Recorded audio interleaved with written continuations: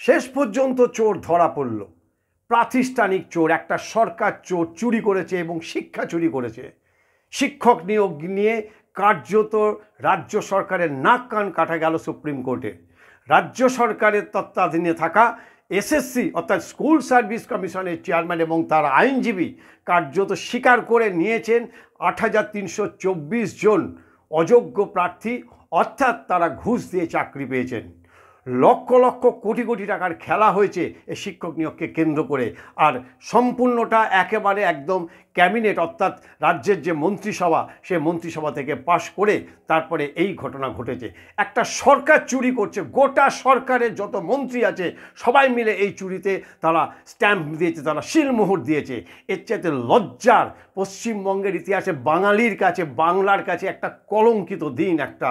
এরপরেও এই সরকার গলা বাজিয়ে তারা নিজেদের সততা প্রমাণ করার চেষ্টা করবে, এই চুরিকে ডিফেন্ড করার চেষ্টা করবে এবং তারপরে আবার নিজেদের সৎ বলে তারা প্রমাণিত করার চেষ্টা করবে।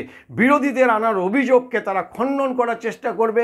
সাধারণ মানুষ যদি এর বিরুদ্ধে প্রতিবাদে নামে তাহলে সাধারণ মানুষকে তারা জেলের মধ্যে ঢুকিয়ে দেয় বা অন্য কোনো কেস দিয়ে তাদেরকে জেল যাত্রা করাবে।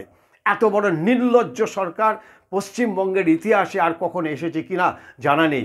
এখনও অনেক খেলা বাকি আছে, কারণ ইতিমধ্যেই যে ৮৩২৪ জন অযোগ্য প্রার্থী অর্থাৎ তারা যে অবৈধভাবে ঘুষ দিয়ে চাকরি পেয়েছে সেটা স্বীকার করে নিয়েছে এসএসসির চেয়ারম্যান এবং এসএসসির আইনজীবী।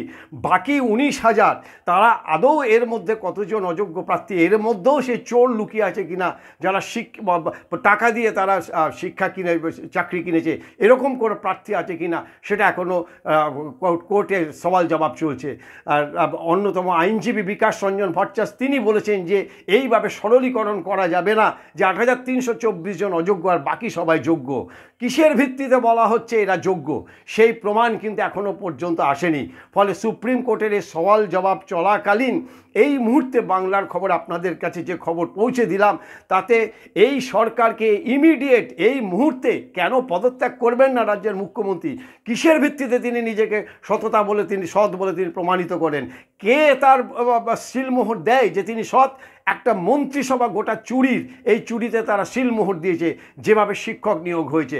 পরবর্তীকালে এই চাকরি প্রার্থীরা তারা কোন দিকে যাবে, সুপ্রিম কোর্ট কি রায় দেবে তার দিকে তাকিয়ে থাকতে হবে। তবে মধ্যাহ্নকালীন যে খবর, সেই খবরে কার্যত এই নির্লজ্জ সরকারের নাক কান কাটা গেল।